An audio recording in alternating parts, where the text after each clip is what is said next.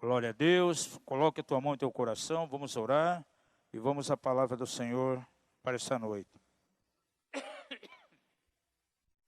Senhor Jesus, nós nos colocamos diante de Ti. Pai, declaramos que temos sede da Tua presença.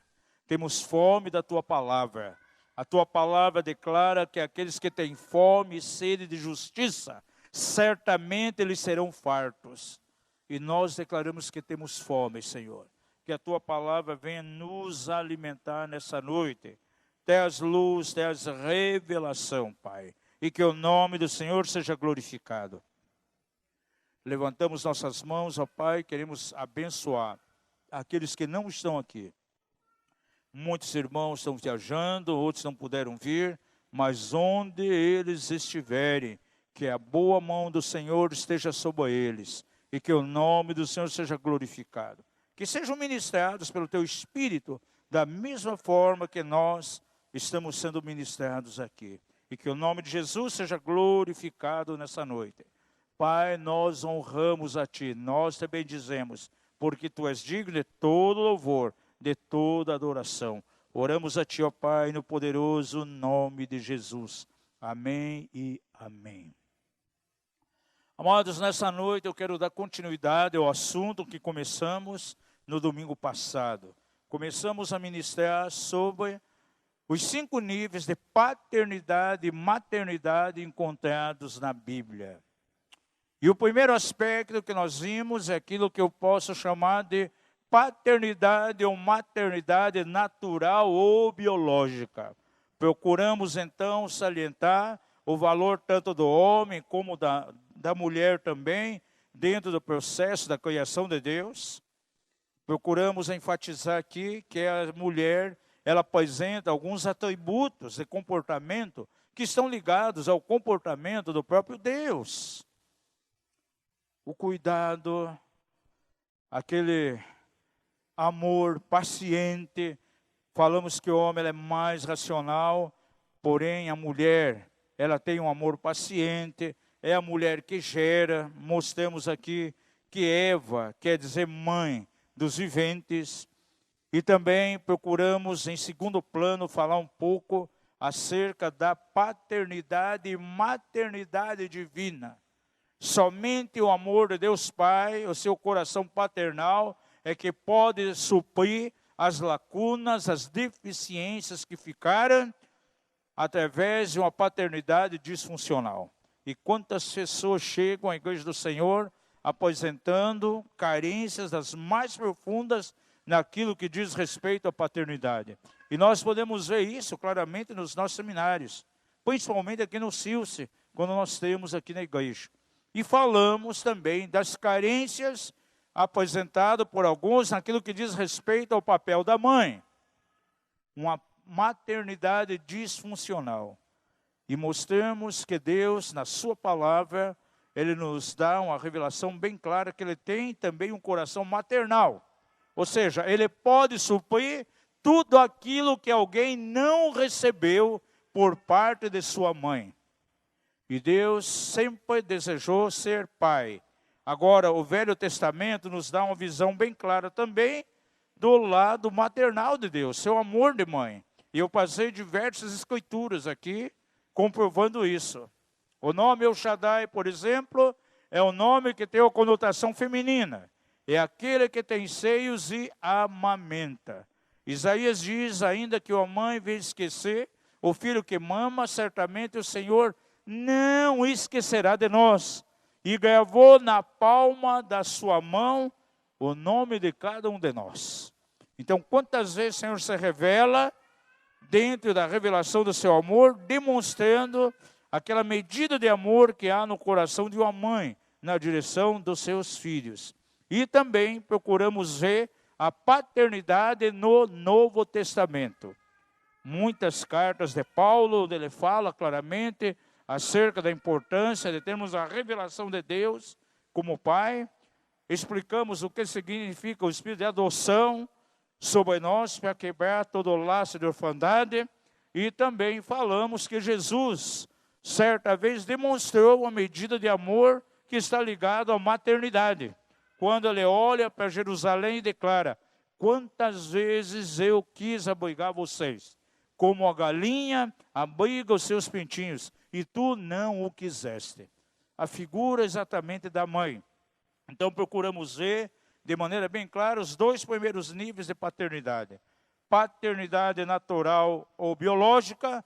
Número 2, vimos também a paternidade divina. Vamos ver o número 3 agora, anote aí, número 3. Paternidade espiritual. Diga isso, paternidade espiritual.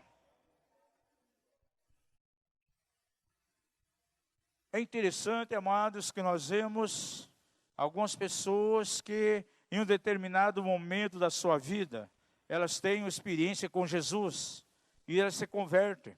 Deus usa o evangelista. Isso aconteceu comigo em 1978, dia 12 de janeiro de 78. Um ex-feiticeiro do Rio de Janeiro, pregando uma campanha de evangelismo na Igreja Batista Renovada. Havia uma campanha, a campanha chamava-se Venha como está, Jesus te recebe. E eu fui então em uma das noites, a primeira noite que fui ali, tive uma experiência com Jesus, recebi Ele, Jesus como Senhor e Salvador da minha vida. Depois então, fomos em mais algumas reuniões com aquele evangelista. Aí de repente ele foi embora de Curitiba, eu nunca mais vi. Depois de muitos anos encontrei numa reunião lá da Donep, onde eu estava pregando. Agora, será que aquele evangelista foi um pai espiritual para mim? Não. Ele foi simplesmente um canal para me levar até Jesus. E algumas pessoas, elas não têm uma visão clara acerca de paternidade espiritual. Muitas vezes elas atribuem àquela pessoa que levou ela até Jesus, que é o pai espiritual dela. E não é assim.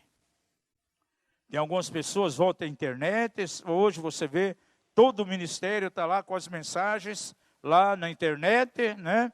Aí de repente ele vê uma mensagem daquela, edificado, aí diz, aquele lá é o meu pai espiritual. Eu me identifico muito com aquilo que ele prega.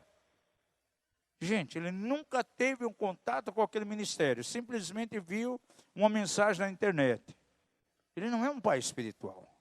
Porque pai espiritual demanda exatamente um relacionamento, uma amizade, uma comunhão, uma caminhada junto. Tem um irmão, um pastor, em um país aí que nós fomos para pregar numa conferência, e essa pessoa, ela ficou grudada em mim e na minha esposa.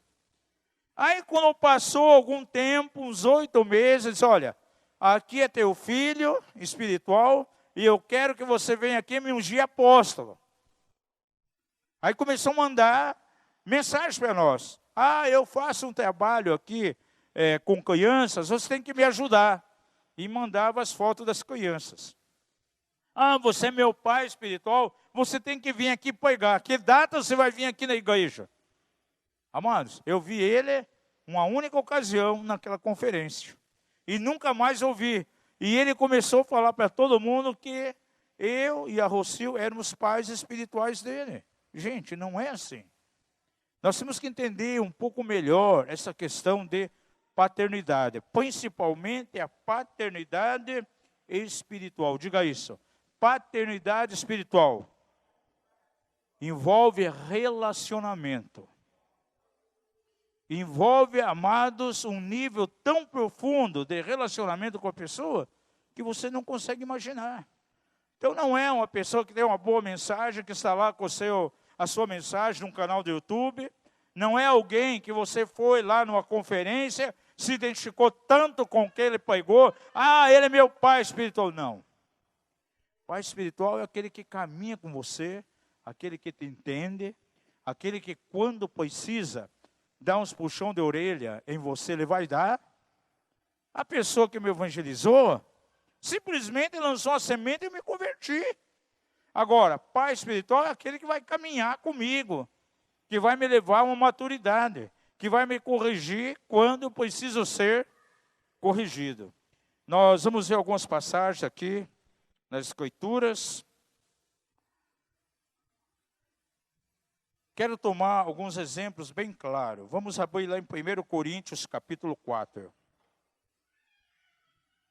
Diga ao seu vizinho, enquanto você procura, pai espiritual. Não é aquele que você vê na internet, lá no YouTube de vez em quando. E nem aquele que te evangelizou. Agora veja, Paulo, amados, ele era um ministério apostólico, mas eu vejo que ele era um evangelista de mão cheia também. E no seu trabalho de evangelismo, ele fundou muitas igrejas. Agora, o relacionamento que Paulo construía com as pessoas que ele ganhava para Jesus, era um relacionamento, na verdade, de pai e filho. Veja o que ele descreve aqui, essa igreja de Corinto. Vamos ver aí no capítulo 4. Estamos vendo aí o terceiro nível de paternidade encontrado na Bíblia. 1 Coríntios, capítulo 4. Verso 14 até o 16. Não escrevo essas coisas para vos envergonhar, mas para vos demonstrar como a filhos meus amados. Amados, um pai natural, ele ademoesta. Ele vai exortar. Isso faz parte do papel de um pai. Nós vimos aqui, na reunião anterior, um verdadeiro pai que ama, o que ele faz? Ele corrige, ele disciplina. E Paulo está escrevendo aqui, não escreva essas coisas para vos envergonhar, mas para vos demonstrar como a filhos meus amados. Porque ainda que tenhais 10.000 aios significa tutores. Ainda que tenhas 10.000 tutores em Cristo, não tendes, contudo, muitos pais. Pois eu, pelo Evangelho, vos gerei em Cristo Jesus. Rogo-vos, portanto, que sejais meus imitadores. Então, veja bem, Paulo tratava as igrejas que ele formava, as pessoas que ele ia ganhando, como verdadeiramente filhos. Diz assim, eu vos gerei no Evangelho. Agora, a nossa igreja local aqui, como igreja apostólica, igreja profética, é muito forte essa questão de paternidade. Por que a liderança se preocupa com as pessoas? Liga, vai atrás, um líder de célula, de repente alguém falta na reunião, o líder de célula já liga, alguém vai pensar, puxa, mas esse pessoal é muito chato. Só porque não fui na igreja estão me ligando? Amados, não é chatice. Sabe o que é isso? É zelo. Quando um líder chega para você, dá uma puxada de orelha, ele vê algo que não está bem, e ele quer levar você novamente a entrar no prumo, a entrar no caminho correto, o que ele vai fazer? Vai demonstrar. É o que Paulo fazia. Olha o que ele está dizendo aqui. De maneira tão clara diz, não escrevo essas coisas para vos envergonhar, mas para vos demonstrar como a filhos, meus amados. Eu tenho entendido na palavra de Deus, amados, há níveis de relacionamento. Tem igrejas, por exemplo, que trata todo mundo como povo. Hoje o engrandecimento é muito visível diante dos nossos olhos, onde as pessoas se preocupam exatamente com número. Tem até técnicas de marketing para aumentar o número de igreja. Coach para, por exemplo, fazer o crescimento da entrada financeira na igreja. Quando eu estudo a palavra de Deus, eu vejo que os padrões são completamente diferentes. Nós não precisamos dessa metodologia mundana, gente. Desde o início do ministério, uma das coisas que Deus colocou no nosso coração, para o ministério frutificar, prosperar, é necessário 3 coisas somente. Primeiramente, a graça de Deus. Que sem a graça de Deus, sem a unção de Deus, não existe ministério, não existe nada. Diga isso comigo. O primeiro ingrediente importante na obra de Deus é a graça de Deus. Segundo lugar, o homem e a mulher de Deus. Ou seja, é o homem e a mulher que se dispõe pelo qual o Senhor vai manifestar essa unção, essa graça. É o segundo lugar. Diga isso. O segundo lugar é o homem e a mulher de Deus. E qual é o terceiro ingrediente? Pense um pouquinho para responder. Primeiro, a graça de Deus. Segundo, o homem e a mulher de Deus, pelo qual essa graça vai fluir. E qual é o terceiro fator? Tempo. A dedicação de tempo a Deus para que ele possa fluir. O tempo que é separado a Ele. Essas três coisas, então, vai fazer com que povo seja gerado. E o povo sendo gerado, haverá, sabe o quê? Como resultado, haverá bênção financeira, que virá através do próprio povo que é ganho. Era assim na igreja aqui de Atos, gente. Esse é o princípio de Deus para a sua obra. Veja, nos dias que Jesus desenvolveu seu ministério aqui na terra, havia uma multidão que seguia ele. Falando Jesus às multidões e a seus discípulos. O tratamento com os discípulos é diferente, gente.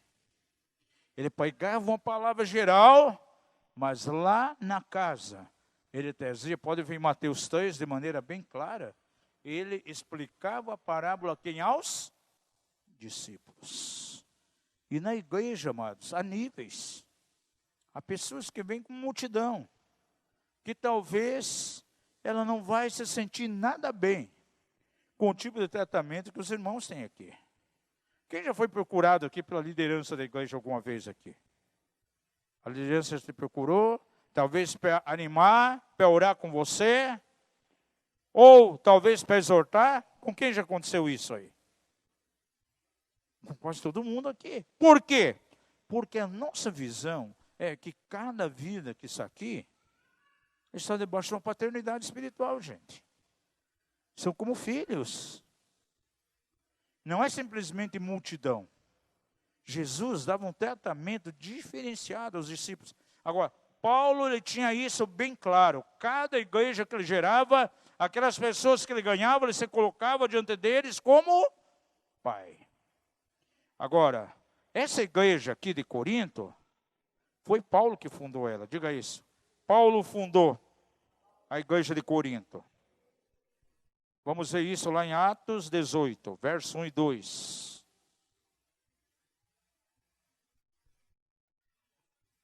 Depois disso, Paulo partiu de Atenas e chegou em Corinto. E encontrou um judeu por nome Áquila, natural do Ponto, que pouco antes viera da Itália. E Priscila, sua esposa, porque Cláudio tinha decretado que todo judeu saísse de Roma. E Paulo foi ter com eles. Então, no ano 54 depois de Cristo, Paulo começa uma igreja aqui em Corinto, mais ou menos como a casa de Cornélio. E ele começa com quem? Com um casal que havia se convertido. Áquila e Priscila. E se você ler, continua lendo esse capítulo, você vai ver que vieram mais alguns ali. E surge então uma igreja. É assim que as igrejas surgem, amados. Não é através de uma divisão. Eu não concordo com o que o pastor fala, eu vou embora, eu vou levar a terça parte comigo. Eu conheço alguém que saiu de um lugar e levou a terça parte também. Eu vou começar a minha igreja, o meu ministério. Não. As igrejas aqui, elas começavam com evangelismo. E havia um relacionamento de pai e filho. Vamos abrir ainda aqui no 18. Veja aí no verso 11. Paulo diz que ficou 1 ano e 6 meses ali, ensinando o quê? A palavra de Deus, ensinando a quem? Aqueles que ele considerava como filhos espirituais. Diga ao seu vizinho, existe paternidade espiritual. Diga isso, existe paternidade espiritual. E existe maternidade espiritual também. Porque na igreja Deus levanta não somente homens, mas levanta mulheres também.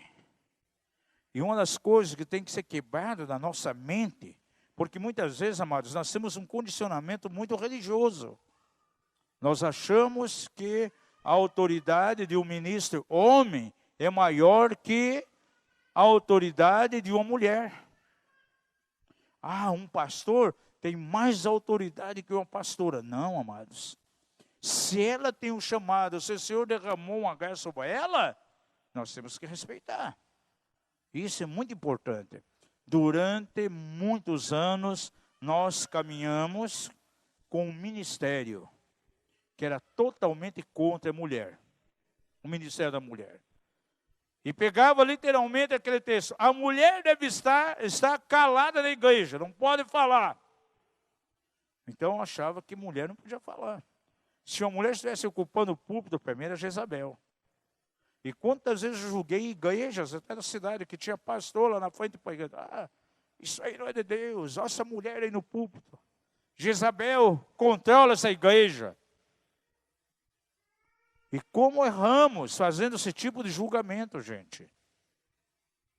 Você vê quantos homens e mulheres usados na Bíblia aqui, e o nível de autoridade que estava nas mulheres, era o mesmo que estava nos homens. Se você pegar Romanos, capítulo 16, você vai encontrar o nome de muitas mulheres ali. Tem gente que se fixa naquilo que está lá em Efésios 4. Deus deu dons aos homens. Aquele homem ali, gente, não se refere à questão de sexo. No original grego significa ser humano. E aquele homem ali pode ser macho ou fêmea, homem ou mulher. Deus pode derramar a sua graça, levantar uma mulher como pastora, como evangelista, como profeta para dar direção à igreja. Pode levantar ela como mestre. Quantos aqui têm sido abençoados, por exemplo? Talvez pelos livros de Joyce Meyer e as mensagens de Joyce Meyer. Você vê na vida dela uma unção para ensino poderosa. Quantos têm sido abençoados pela doutora Neuza Ichoca aqui? Eu tenho sido tremendamente abençoado. Uma mulher. Agora, eu não vou reconhecer que existe uma unção sobre ela? Existem muitas mulheres que estão numa dimensão apostólica. Se Deus usa um homem como apóstolo, pode usar uma mulher como apostila também, né, amados? E ela tem autoridade para ministrar. E está aqui na palavra. E eu tenho certeza que, amados, essa igreja começou em Corinto, com Priscila e o seu marido Áquila. O casal teve uma influência muito grande. Era como uma casa de Cornélio em nossos dias. E não somente Áquila teve uma atuação muito grande, mas a própria esposa Priscila também. Agora o texto diz que Paulo ficou 1 ano e meio, fazendo o quê? Discipulando. Quem? Discipulando a seus filhos. Vamos abrir em Gálatas, capítulo 4. Esse tipo de paternidade, amados, está sendo restaurado na igreja hoje. Porque quando me converti, talvez quando você se converteu, também era assim. Quem tem aqui mais de 30 anos de vida cristã? Na época da minha conversão, os pastores eram o estilo motorista de ônibus. Uau, apóstolo, como assim? Sim, era que nem motorista de ônibus. Você já viu um ônibus, por exemplo? O ônibus tem 30 e poucos lugares. Está lotado. Tem 30 e poucas pessoas sentadas. E mais um número de 20 em pé. Quem dirige o ônibus? Um homem só. Agora, se ele faz alguma coisa errada, são 30 e poucos dedos em cima dele. Você errou, fez uma barbeiragem aí. Gente, e quantas vezes as igrejas funcionaram estilo ônibus? Um pastor só dirigindo. Uma congregação lá de 200 pessoas, um homem só dirigindo, um homem só, um pastor. E qualquer coisa errada, de repente, 200 com o dedo apontando para ele. Amados, não é assim. A igreja é o corpo de Cristo. E os ministérios, eles existem para funcionar como pai, para levar o corpo de Cristo, a igreja local, a crescer e amadurecer. A maior obreira que existe é a própria igreja do Senhor. Isso está lá em Efésios capítulo 4. Agora veja a maneira que Paulo se dirige aqui a outra igreja que ele fundou, a igreja da Galácia. Tomava um comportamento de pai. E não somente de pai. Também o amor maternal de Deus fluindo através de Paulo. Porque ele ministrava as pessoas ali dentro do aspecto de maternidade também. Você vai ver por quê.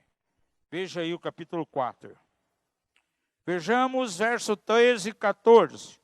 O que ele escreve é a igreja da Galácia. E vós sabeis que por causa... É isso aqui? É, né?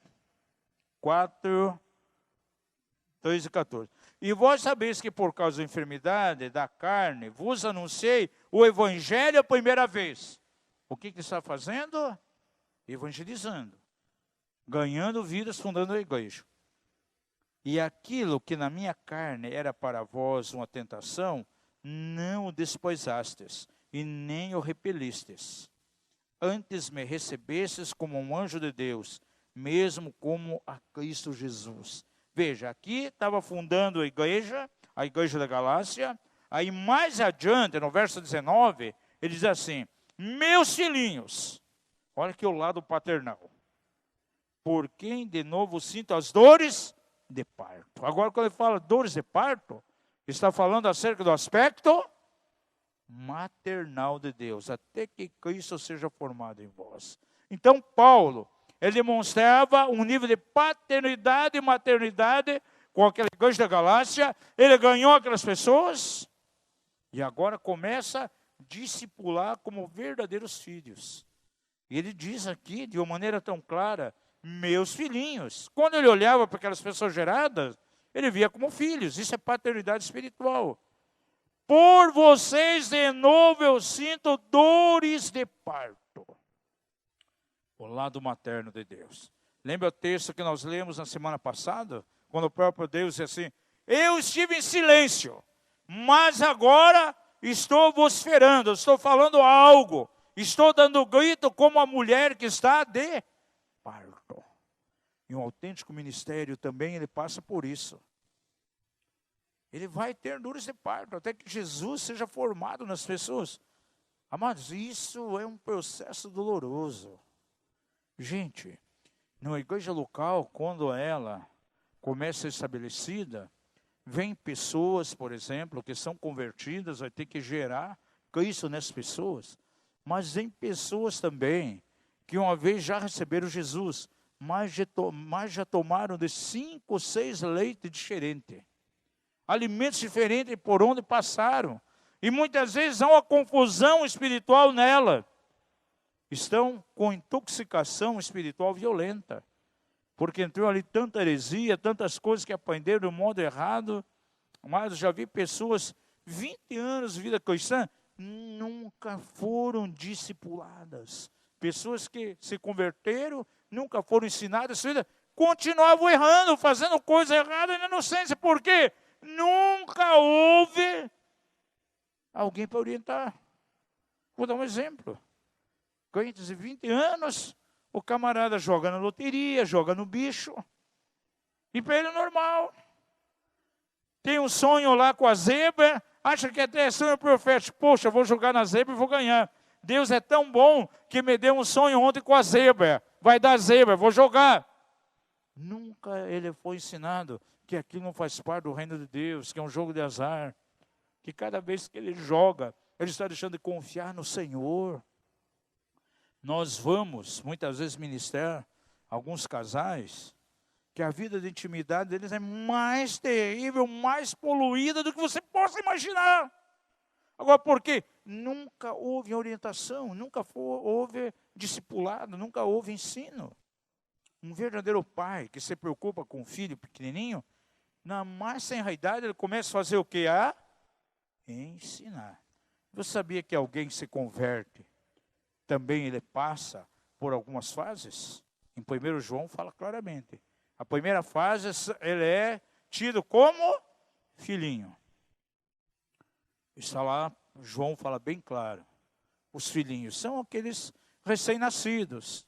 E Pedro diz assim: desejai como crianças recém-nascidas o leite racional não falsificado, para que por ele vades crescendo. Aí ele vai crescendo, amadurecendo, de repente ele fica jovem. Aí já é um outro alimento que é dado para ele. Alimentado com o quê? Com pão. Diga isso, pão para os jovens. Mas ele vai crescer e vai chegar a um momento que ele vai ser um filho maduro. Ele já tem condição de gerar e ele é pai. Aí João escreve: eu vos escrevi a vocês pais, porque vocês conhecem aquele que é desde o princípio. Para os jovens, jovem eu vos escrevo porque vocês são fortes e já venceram o maligno. Agora, para levar um filho à condição de pai, vai demandar tempo, vai demandar discipulado. Por isso a paternidade na igreja é importante. E é uma das coisas que Deus está restaurando na igreja hoje, é a verdadeira paternidade. Paulo, o seu desejo aqui no verso 19, é que Cristo fosse gerado neles, e não somente isso, que eles crescessem e amadurecessem. Vamos ver uma outra igreja que Paulo levanta lá na cidade da Tessalônica. Abra sua Bíblia, 1 Tessalonicenses, capítulo 2.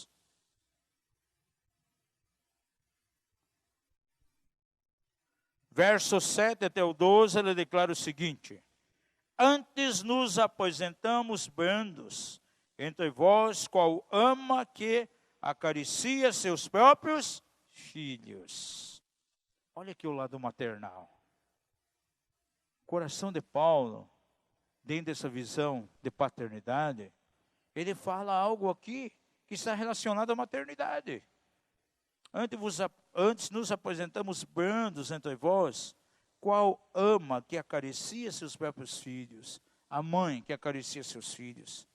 Assim nós, sendo-vos tão afeiçoados de boa vontade, desejávamos comunicar-vos não somente o Evangelho de Deus, mas ainda as nossas próprias almas, porquanto vos tornastes muito amados de nós.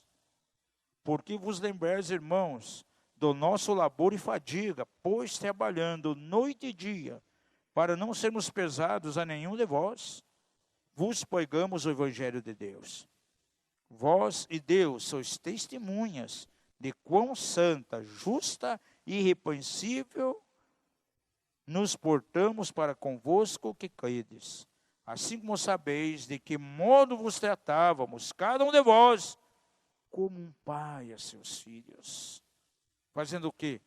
Exortando-vos e consolando-vos, instando que andasses de um modo digno de Deus, o qual vos chama ao seu reino e glória. Então, a atuação pastoral, amados, dentro do aspecto de paternidade, é levar uma igreja, uma congregação, a caminhar de maneira digna do chamado de Deus.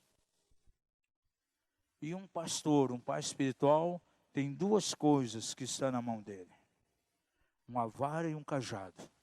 Diga ao seu vizinho aí, um pai espiritual na igreja, um pastor, um líder autêntico, que tem um coração de pai, ele tem na sua mão um cajado e uma vara. Sabe para que serve o cajado? Você já viu o pastor com cajado? O que ele faz com o cajado? No pescocinho da ovelha e puxa para ele. Revela o amor dele. O amor do pastor pela ovelha. Agora tem uma vara também. E para que serve a vara? Para corrigir. Para dar umas boas varadas. E um líder de igreja que tem a visão de paternidade de pai, na hora que precisa corrigir, ele vai usar a vara, gente. Ele vai corrigir.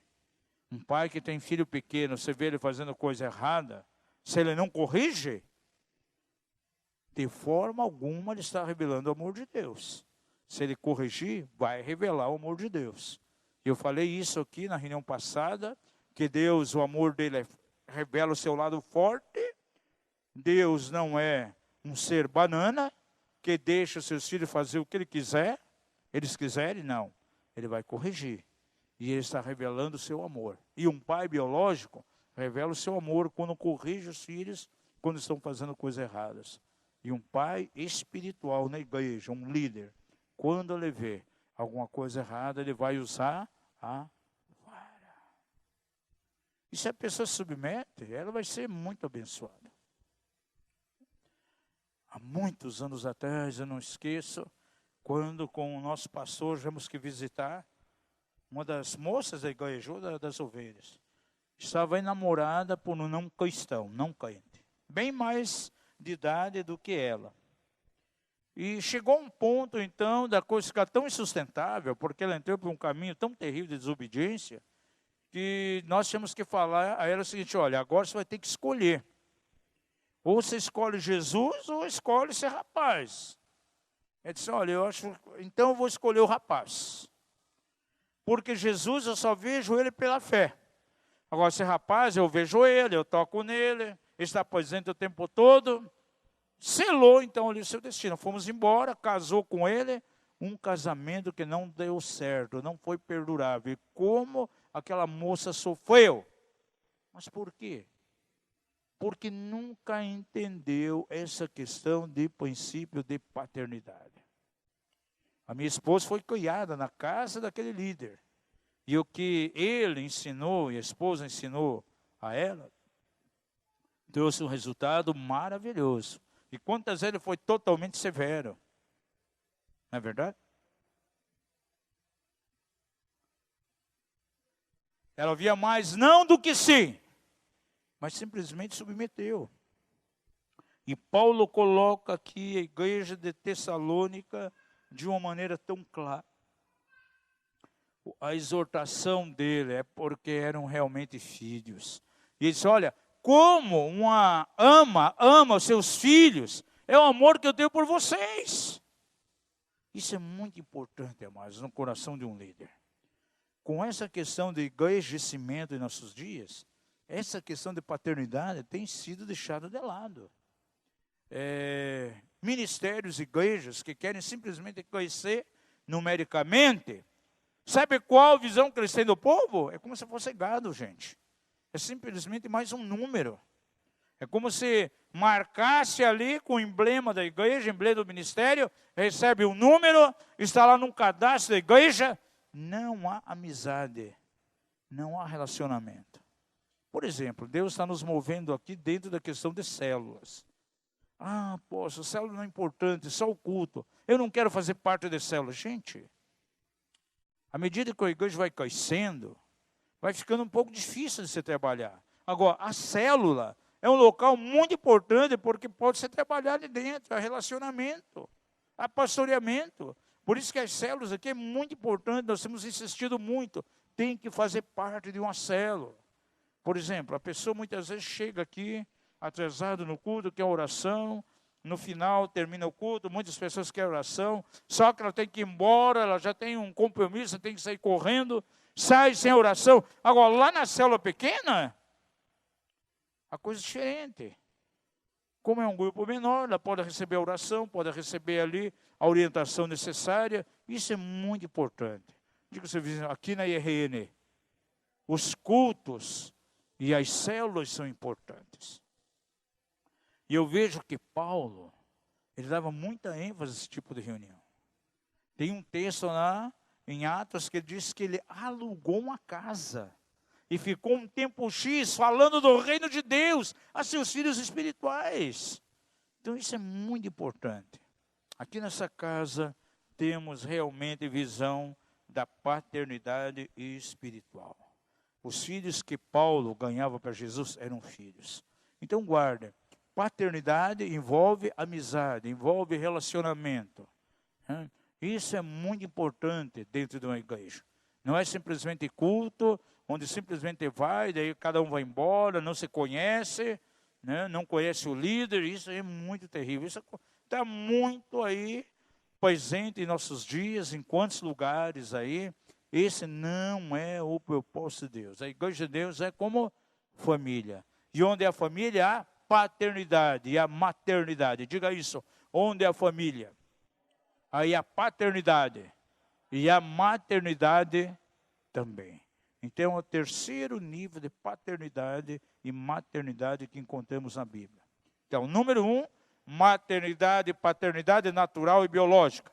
Segundo lugar, maternidade e paternidade divina. Terceiro lugar, paternidade e maternidade espiritual. Está aqui, claro, as Escrituras. Quarto lugar, maternidade e paternidade ministerial. Diga isso, paternidade e maternidade espiritual. Agora veja, Paulo, ele tratava esses irmãos de Corinto, da Galácia e da Tessalônica como filhos. Agora você vê alguma vez ele falando o nome dessas pessoas? Desses filhos ali da igreja de Corinto, ou da igreja de Tessalônica, ou ainda na Galácia. Ele menciona o nome deles? Não.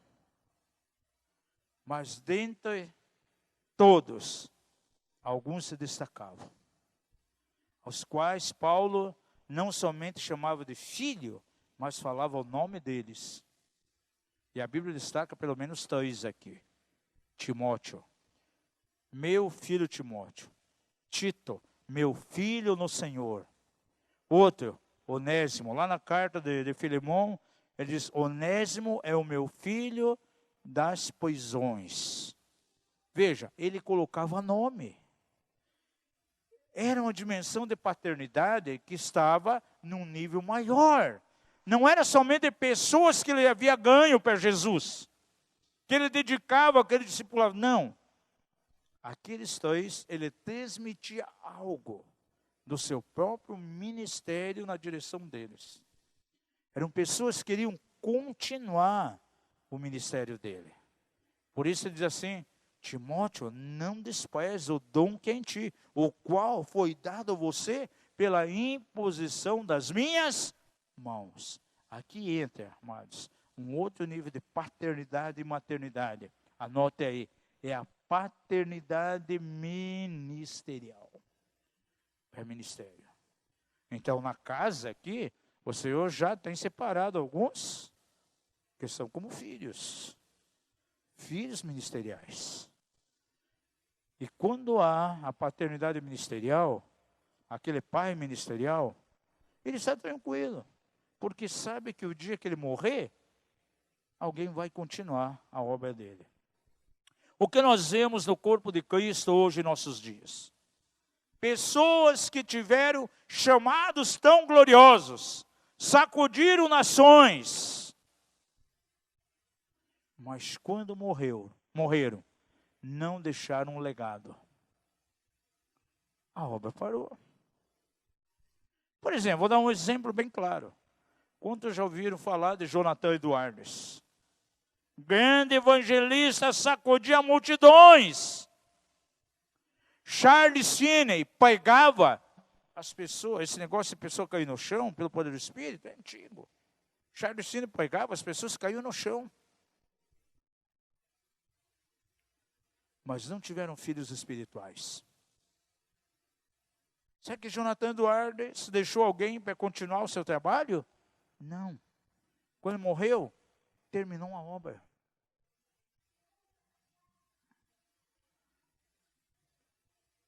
Charles Finney morreu, todo aquele mover de Deus que você via,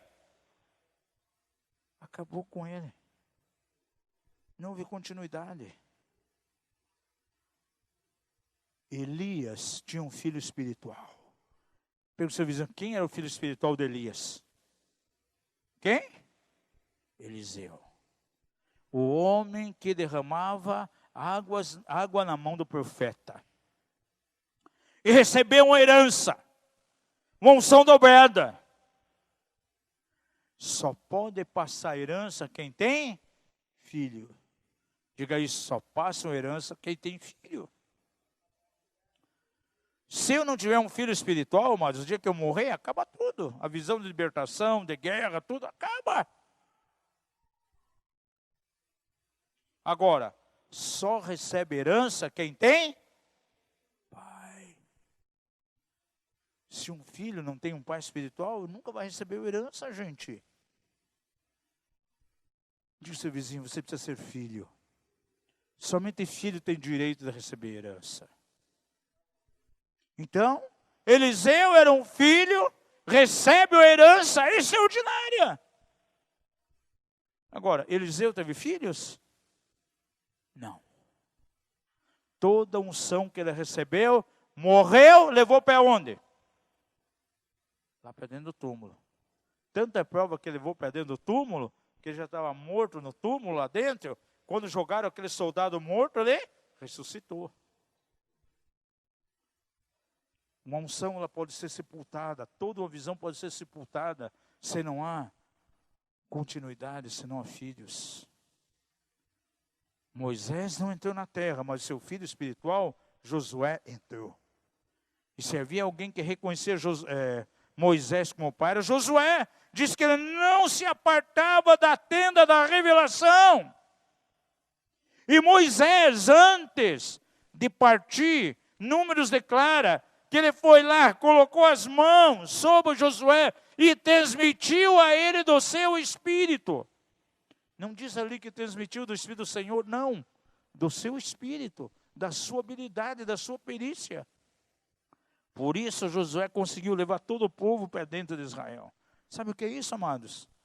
Paternidade ministerial. E isso está muito ligado ao ministério apostólico. Nem todos os apóstolos são levantados como um pai espiritual. Mas alguns são levantados. E mulheres são levantadas também para formar líderes espirituais, por exemplo. Por mais de 2 décadas, quase 3 décadas, nós temos tido uma mulher sobre nós como mãe espiritual. E ela sabe que quando ela partir, alguns discípulos vão ficar. Muitos dos filhos espirituais darão continuidade ao ágape, ainda que estejam em outros lugares, mas vão dar continuidade. Agora, quem não tem filho espiritual, amados, ele vai morrer, vai acabar tudo. Por isso você vê obras maravilhosas, só estuda na história da igreja. Aí você pega John Wesley, por exemplo. Pregando o evangelho, nós somos em Londres, eu fui lá na casa dele, hoje é museu. Ele era um grande evangelista, fundador de igreja também, fazendo suas viagens a cavalo, e ele era baixinho, assim da minha altura. E ele levava um kitzinho. Ali tinham uma garrafinha de suco de uva, pão, os elementos da ceia. Ele ia nos lugares, nas paróquias, ia lá celebrando a ceia. E discipulou. Está aí a igreja metodista até hoje. Quantos anos se passaram?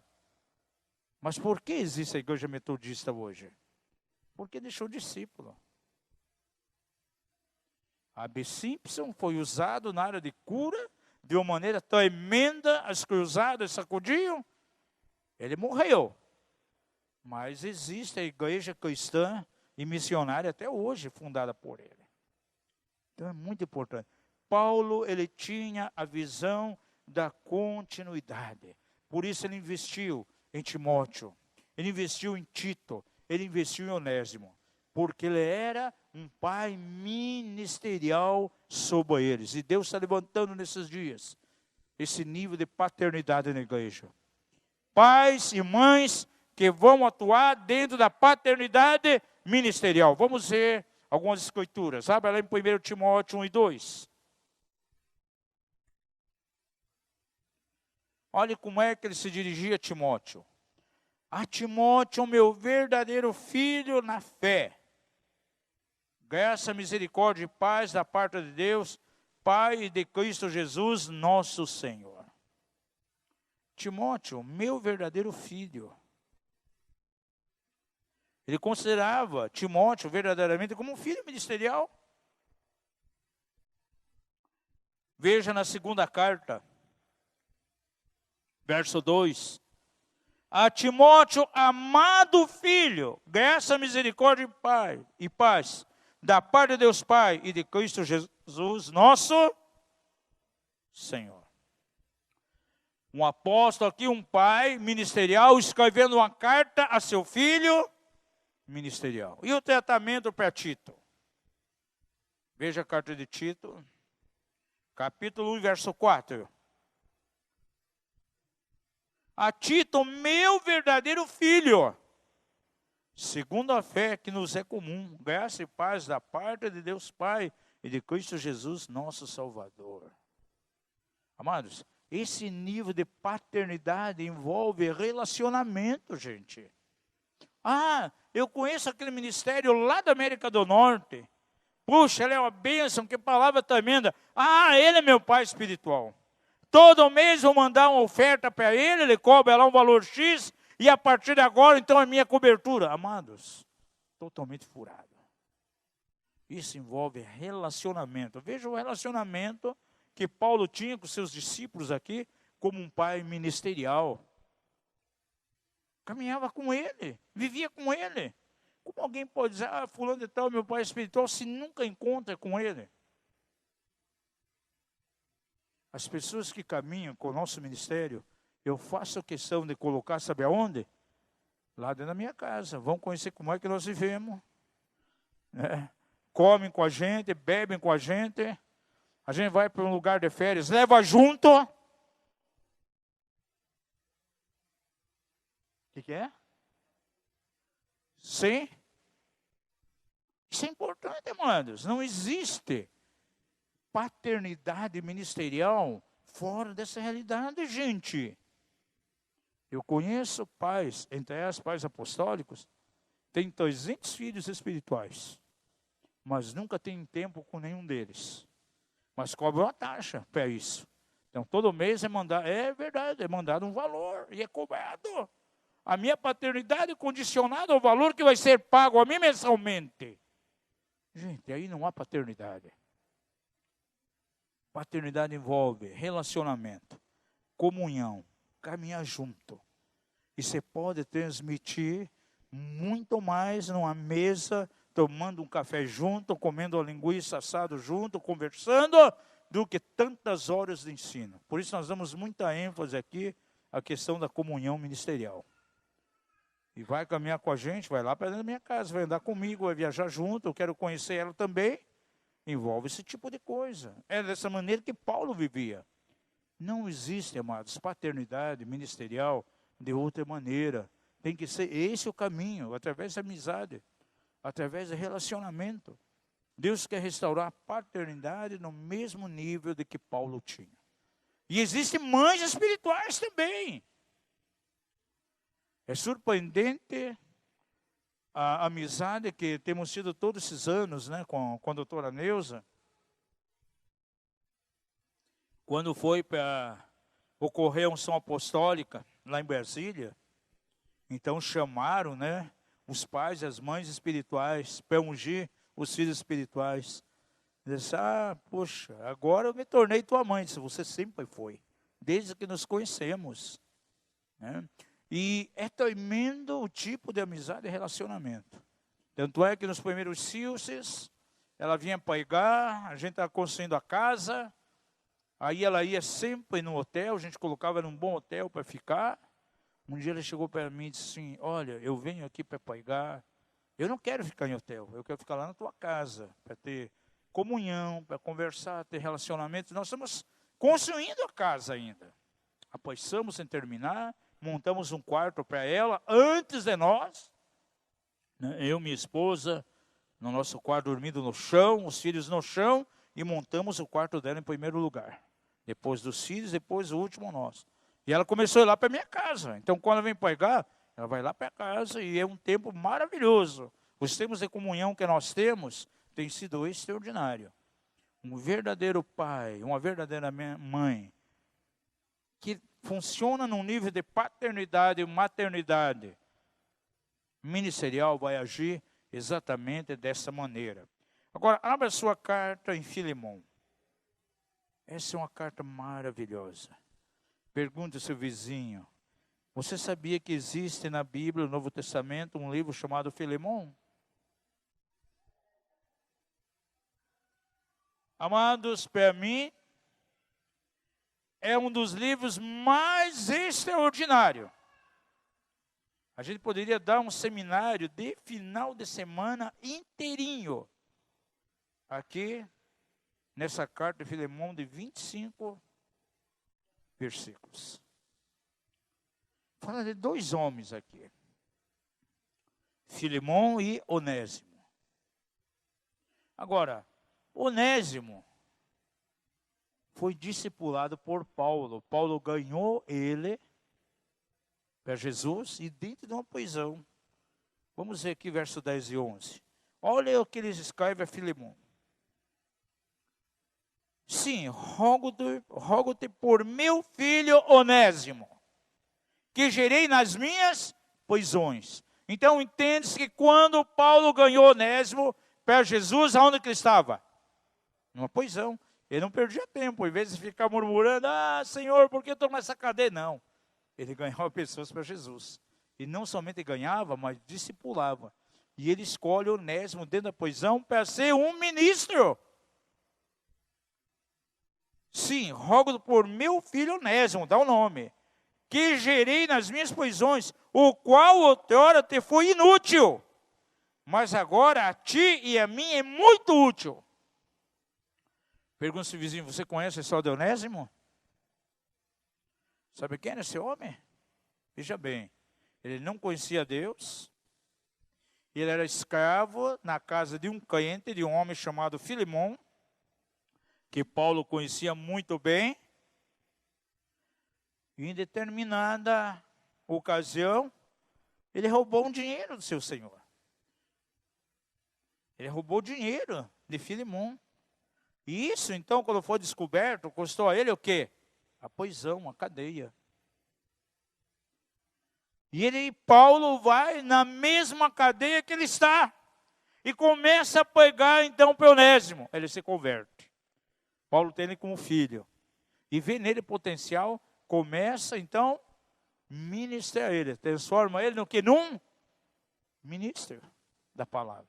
E agora manda uma carta para Filemão. E diz assim: olha, receba ele.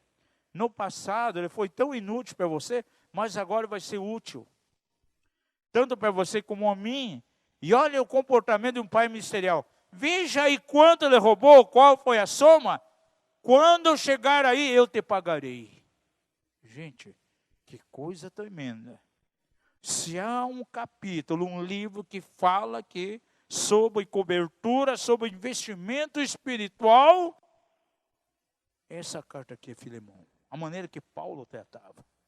Diga ao seu vizinho: Onésimo, ele era um filho espiritual de Paulo. Então isso é muito importante, esse nível de paternidade, amados. Deus está restaurando em nossos dias hoje. E nós sabemos muito bem que não vamos viver eternamente. Eu não sei quanto tempo vou viver. Agora, eu não quero de repente morrer amanhã depois e acabar tudo de maneira nenhuma. Eu sempre falo aqui, sempre fui abençoado tremendamente por Derek Prince, os seus ensinos, né? Um ministério que me inspirou muito. Quanta preciosidade, quanta revelação na palavra. Há cerca de 8, 9 anos atrás ele morreu. Porém, a sua obra continua, porque tinha discípulo. Um pastor, também já está bem idoso, mas foi discípulo dele, por nome de Dick Legatti. Continuou todo o trabalho dele, todos os livros dele. Agora, aquilo que estava em fita cassete, em inglês, está sendo traduzido para espanhol, português. Os livros dele estão sendo distribuídos mais do que quando ele estava vivo. A obra não parou. Diga ao seu vizinho: quando há herança ministerial, a obra de Deus não para. Vamos abrir em 1 Coríntios 4:17.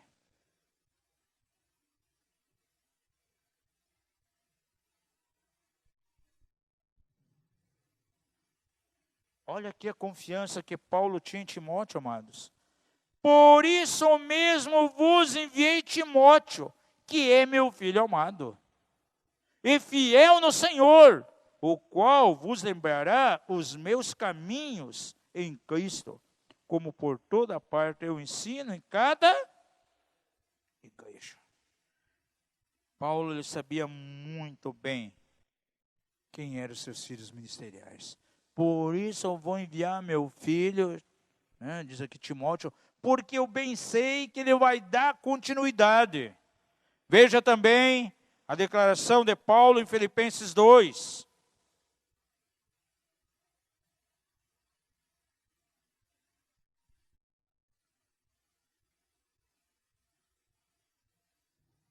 Verso 19. Ora, espero no Senhor Jesus enviar-vos em breve Timóteo, para que também eu esteja de bom ânimo, sabendo as vossas notícias. Que coisa tremenda, amados. Hoje, você vê que essa visão de paternidade ministerial vai quebrar com todo egoísmo que sai em alguns corações. Você vê, alguns ministérios, muitas vezes são conhecidos como um grande ministério por parâmetros errados. Por exemplo, quantas pessoas ele consegue manter debaixo das rédeas dele, porque ele tem uma personalidade forte, uma personalidade carismática. Então, se ele consegue manter debaixo das mãos dele, debaixo das rédeas dele, 3, 4, 5, 10 mil pessoas. Ministério poderoso. O templo faraônico que ele tem. Que ministério de sucesso. Né? Um templo para 10 mil pessoas. Que coisa! A arrecadação que ele faz. A gente está vendo aí ontem, acerca do ministério dos Estados Unidos, que teve uma queda terrível. O camarada no domingo, era 3 cultos no domingo. Cada domingo, 8 mil, 9 mil pessoas em cada culto. Um império financeiro. Mas centrado no egoísmo. E basta simplesmente Deus colocar o seu dedo um toquinho, que rui da noite para o dia. E tudo vem ao chão. Gente, Deus está levantando uma nova ordem ministerial. O ministério de sucesso é aquele que consegue projetar aquilo que ele recebe de Deus, projetar na direção de pessoas, ministrar elas, e ele sabe que um dia ele pode morrer, embora aquela pessoa vai dar continuidade àquela obra, não vai morrer. É o que ele projetou em termos ministeriais na direção de outras pessoas. Não arrecadação financeira, não suntuosidade de templo, nem multidões seguindo a personalidade carismaticamente forte. Veja lá 2 Timóteo 1,6.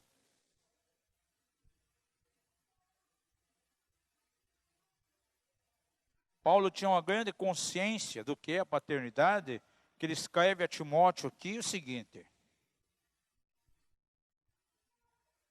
por essa razão te lembro que despertes o dom de Deus que é em ti, pela imposição das minhas mãos. Um autêntico pai espiritual, mãe espiritual, amados, dentro desse aspecto ministerial, é alguém que não vai reter as coisas para ele. Eu já vi homens e mulheres usados por Deus, quando de repente um discípulo começa a despontar, aquele pai espiritual, pai ministerial, começa a ter ciúme e tenta podar. Isso é terrível. César Castelhanos é um filho espiritual de Dave Yong Shu. Eu nunca esqueço um dia que alguém chegou, o pastor Show disse: olha, César Castelhanos está crescendo muito. E ele está tendo mais filho espiritual do que você tem. Como é que você vê isso? Então essa pessoa perguntou pensando, ele vai se queixar, vai falar alguma coisa. Achar talvez que tem ciúme, ele simplesmente olha e diz: olha, estou muito feliz. Como é bom saber que um filho espiritual que eu gerei, que eu formei, que eu discipulei, foi muito mais longe do que eu e tem muito mais discípulo do que eu. Eu me sinto feliz, porque o meu trabalho deu tanto resultado na vida dele que ele cresceu mais do que a mim, está atingindo mais. Gente, essa é a visão de um pai ministerial. Ele quer que seu filho vá mais longe, né? Hoje de manhã recebi o convite lá da Reviva, né? E o pastor de lá, o pastor Valdo, disse: olha, eu tenho acompanhado teu filho na rede social, né? Está indo ministrar num monte de lugar aí, puxa que benção. Eu disse: amém. Está indo sim, está indo em diversas igrejas. E o meu desejo é que ele vá em muito mais lugar do que eu fui. Aquilo que eu não alcancei, que ele venha alcançar. Gente, achei tremendo a profeta Cindy Jacobs. É uma profeta das nações. Ela é filha de um pastor da igreja local. E esse pastor ele tinha chamado para alguns países. Só que a cobertura dele era tão terrível, nunca permitiu. Era uma cobertura, em vez de impulsionar para ir, era uma cobertura que podava. E ele morreu, frustrado, porque não foi nesses lugares. Mas a sua filha espiritual e natural, Cindy, foi a todos esses países. E não somente a isso, mas em muito mais ainda. E um dia ela falou: meu pai não chegou, mas eu como descendente, estou indo em todos os países que era para ir. E fui mais além. Esse é o propósito de Deus. E eu creio, amados, que Paulo, ele tinha exatamente essa visão aí com seus filhos espirituais. Teve um momento, ele viu ali um pouquinho tímido, Timóteo, um grande evangelista, e Paulo vai e anima: olha, desperte o dom que é em ti, o qual te foi dado com a imposição das minhas mãos. Um verdadeiro pai, ele quer o melhor para os filhos. E tudo aquilo que ele tem de melhor, ministerialmente, ele vai ministrar. Você já viu pessoas que chegam e dizem: me transfira unção? A gente vai em algumas reuniões, chega alguém que nunca vi na minha vida: põe a mão na minha cabeça e me transfira unção. Gente, isso é furado. A gente: olha, você está disposto a dormir tantos dias no chão como a gente dormiu? Ou está disposto a pagar o preço que a gente pagou? Não é dessa maneira. A unção é transferida de pais para filhos espirituais, quando há um selo de paternidade, verdadeiramente. Vamos abrir a Bíblia, 2 Timóteo, capítulo 4.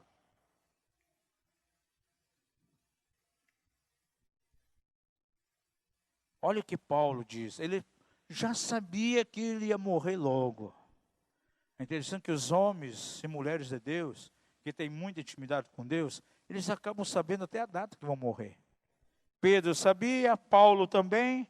Agora o que ele escreve para Timóteo, ele sabia que ia partir logo.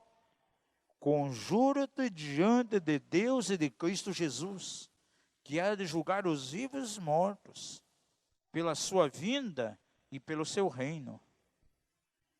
Como evangelista, pregue a palavra, insta a tempo e fora de tempo, admoesta, repreende, exorta, com toda longanimidade e ensino, pedindo para ele fazer com empenho a obra do evangelista. Mas Timóteo, ele cresceu, ele se tornou um apóstolo. E mais adiante, nesse mesmo capítulo, no verso 5, diz assim: tu, porém, se sóbrio em tudo, sofre as aflições, faz a obra do evangelista, cumpre bem o teu ministério. Trabalho de evangelismo. Agora veja lá, por favor, verso 6 e 7. Quanto a mim, já estou sendo derramado como libação, e o tempo da minha partida está próximo. Combati o bom combate, e acabei a carreira, e guardei a fé. E desde agora a coroa da justiça me está guardada, a qual o Senhor justo juiz me dará naquele dia, e não somente a mim, mas também a todos que amarem a sua vinda. Sabe o que Paulo está dizendo? Ele já sabia que os seus dias estavam contados, que logo ia morrer. E ele diz: olha, combati o bom combate, guardei a fé, a coroa a mim destinada já está preparada. Em outras palavras, está dizendo: Timóteo, meu filho, agora você vai continuar a obra que eu comecei. Primeiro fala para desempenhar com empenho lá o trabalho do evangelista, como um bom filho espiritual, mas ele não para aí, diz: agora eu vou partir. Eu combati o bom combate, guardei a fé. Agora, quem vai dar continuidade a isso? você. Então, um líder espiritual, um pai ministerial, quando ele olha para o discípulo, ele vê, sabe o quê? A continuidade daquilo que ele está fazendo. Ele não é egoísta, porque, amado, se alguém age de maneira egoísta, ele morre, acaba tudo. Não vai perpetuar para frente aquilo que ele recebeu como visão. Digo, se uma visão de Deus não morre. Por exemplo, há 2 semanas atrás, o Senhor recolheu Herd Bonk. Botamos lá uma nota na internet, Herd Bonk foi embora. Um homem que sacudiu a África. Agora, será que a obra dele parou? Ele deixou o discípulo, Daniel Colenda, fazendo as mesmas obras que ele fez. E antes de morrer, ele já preparou esse discípulo, Daniel Colenda. E vai continuar o trabalho dele, gente. A obra de Deus é viva, ela não para. Mas para isso precisa paternidade e maternidade ministerial. E dentro dessa casa nós vemos dentro desse aspecto. Em nome de Jesus. 5º e último nível de paternidade. Então, número 1, paternidade natural biológica. Número 2, paternidade e maternidade divina. Número 3, paternidade e maternidade espiritual. Número 4, paternidade e maternidade ministerial. Número 5, paternidade e maternidade sobre nações. Amados, Deus levanta alguns homens e mulheres para serem pais de nações. Isso está nas Escrituras. Eu não tenho dúvida nenhuma, amados, que Herd Bonk foi levantado para ser pai sobre a nação, sobre um continente da África. Esse evangelista alemão que ganhou gente, milhares e milhares de pessoas para Jesus na África. Estava vendo um vídeo, em uma única reunião, 500 mil pessoas. Houve reuniões na África de ganhar 1 milhão de pessoas em uma única reunião. Como ele empenhou-se dentro da África. Deus levanta mulheres para ser mães de nações. Sem dúvida alguma, a Rede Baker está sacudindo o continente africano. Mãe, principalmente dentro de Moçambique. 2 bases que nós conhecemos, que trabalho tremendo. O amor que ela tem, o compromisso, sabe como começou esse ministério? Talvez você não saiba só da Rede Baker. Essa mulher era paraplégica. Ele não andava, estava num carrinho de rodas. E foi tremendamente impactada pelo ministério do Randy Clark. Recebeu uma cura. Começou a andar. Foi quando ela teve o chamado dela. E o chamado dela não foi de maneira acadêmica, foi numa visão. Ela viu o próprio Senhor Jesus tirando de dentro de si o seu coração. E ele começou a pegar pedaços do seu coração e colocar na boca das crianças da África, aquelas crianças de rua. Ela entendeu que o chamado dela era na direção daquelas crianças. E que ministério glorioso, como o Senhor tem mandado recursos, roupas, alimentos. Quantas bases pela África, nós chegamos a conhecer algumas. Que coisa tremenda, algo maravilhoso. É mãe de nações. Vamos abrir nossa Bíblia lá em Gênesis 17. Porque Abraão foi levantado para ser um pai de nações. Diga ao seu vizinho, existe paternidade e maternidade sobre as nações. Gênesis 17.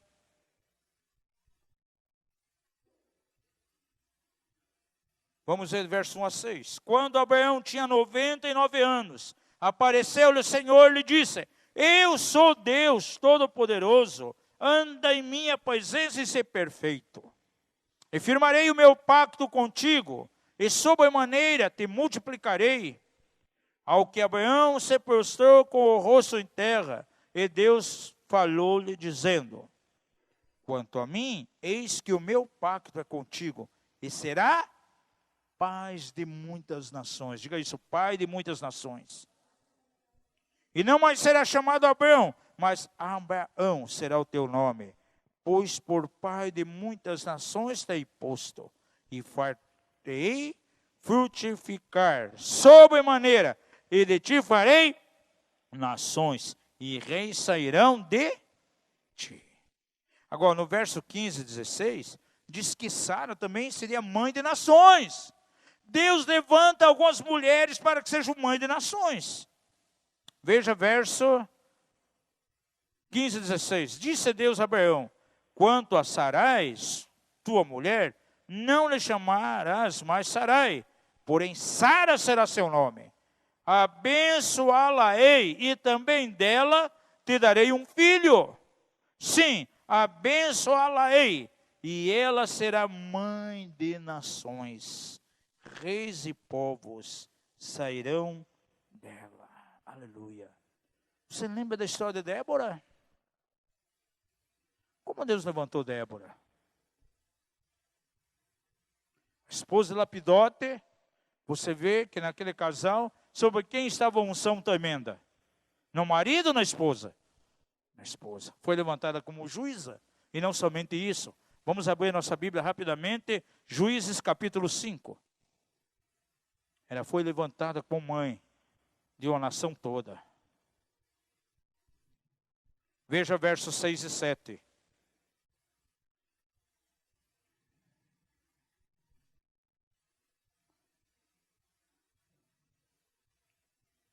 Nos dias de Sangar, filho de Anate, nos dias de Jael, cessaram as caravanas. E os que viajavam iam por atalhos desviados. E cessaram as aldeias em Israel, cessaram. Até que eu, Débora, me levantei. Até que eu me levantei por mãe em Israel. Aleluia. Deus levanta mães. Deus levanta pais.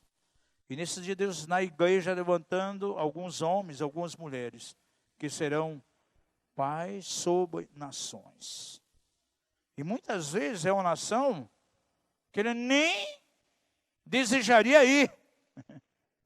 Mas é ali que o Senhor quer. E Herdebonk, ele foi em alguns lugares tenebrosos, onde imperava somente a feitiçaria. E é tremendo ver aqueles nativos, aqueles feiticeiros queimando seus fetiches, queimando seus objetos, se dobrando a Jesus. E o compromisso daquele irmão toda a sua vida com a África. Por quê? Porque foi um pai sobre aquela nação. O compromisso do rei de Baker, lá com Moçambique, tem sido algo extraordinário. Porque ela sente que é uma mãe sobre aquela nação. Então, há esse nível de paternidade. Alguns ministérios, Deus levanta e coloca no coração dele um amor, um empenho, a dedicação por alguns países. E aos olhos de Deus, ele é como Abraão. Ele é pai daquela nação. Aquela mulher é, aos olhos de Deus, como Sara, como Débora, mãe de uma grande nação. Então, vemos aí que tanto a paternidade como a maternidade é algo muito importante diante de Deus. Vamos ficar em pé. Em nome de Jesus. E uma das coisas que nós queremos encorajar a igreja local é que cada um de vocês, cada pessoa que for acrescentada a essa casa, possa ter uma visão bem clara de paternidade. E se é paternidade e maternidade na casa, automaticamente haverá também filiação, respeito, amor. Como vocês vão olhar para o líder de célula, os teus líderes lá, como pai, como uma mãe espiritual. Não é simplesmente alguém que foi designado, não. É alguém que está debaixo de um comissionamento do Senhor, o comissionamento da autoridade da casa, para atuar na tua vida como um pai, como uma mãe. E à medida que você reconhece e respeita, você vai ser abençoado por isso. É uma das coisas que precisa ser restaurada na igreja em nossos dias. É a real visão da paternidade, em todos os níveis. Agora eu volto a frisar. O seminário que temos aqui de libertação e cura interior é importante. Porque nesses seminários que nós vemos o Senhor de uma maneira tão maravilhosa, tão generosa e graciosa, ministrando seu amor, sua paternidade aos corações. E não há nada que possa substituir esse mover de Deus nos corações. Nem mesmo a paternidade espiritual, uma paternidade ministerial, pode ministrar tanto um coração que veio tão machucado e ferido. necessitando de uma revelação de pai e de mãe na direção dele. Somente o Senhor pode fazer isso. Por isso, nos seminários de libertação, nós demos muita ênfase a essa questão. Coloque tua mão em teu coração. Pai da glória, nós queremos adorar o teu nome nessa noite. Pai, não foi assim uma reunião profética, mas foi uma reunião de ensino apostólico, porque sabemos, Senhor, que isso é muito importante na tua casa. São princípios. E como diz a tua palavra lá, Isaías, que é preceito sobre preceito, regra sobre regra, princípio sobre princípio.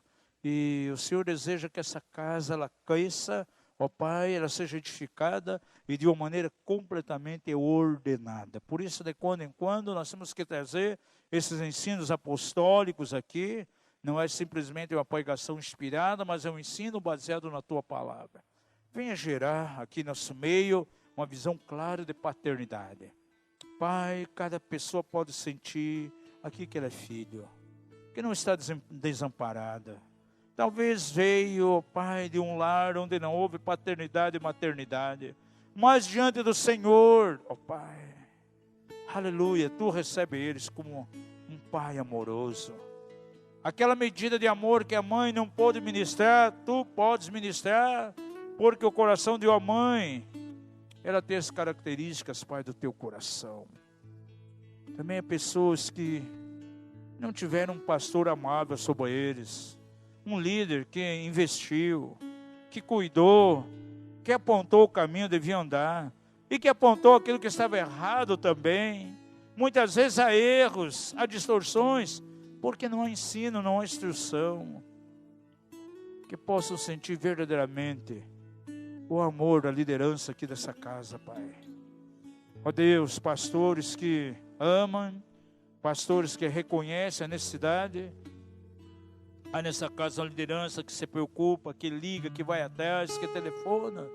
Pai, não é isso para simplesmente ficar pegando no pé ou reclamando, como não. É como um amor, é como Paulo declarava isso, Senhor, aos seus filhos. Que haja sobre cada coração aqui uma visão clara de paternidade, Pai. Tu estás levantando liderança aqui nessa casa. Tem pessoas aqui já separadas para o ministério, Senhor.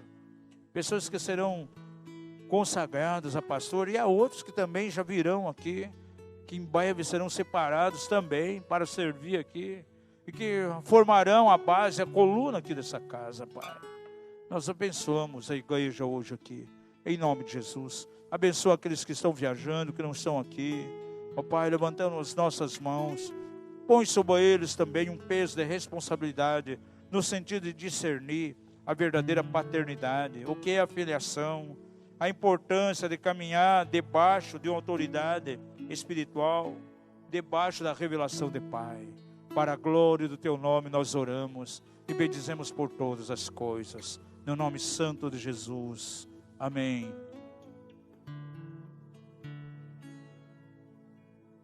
Ok? Antes nós vamos cantar uma canção encerrando, só uma correção num aviso aqui. Referente à data do jejum da igreja, vai ser na segunda semana de janeiro, porque dia 1º é quarta-feira, então vai ser na segunda semana, na segunda quarta-feira do mês do jejum. Amém. Vamos adorar o Senhor, encerrando setembro.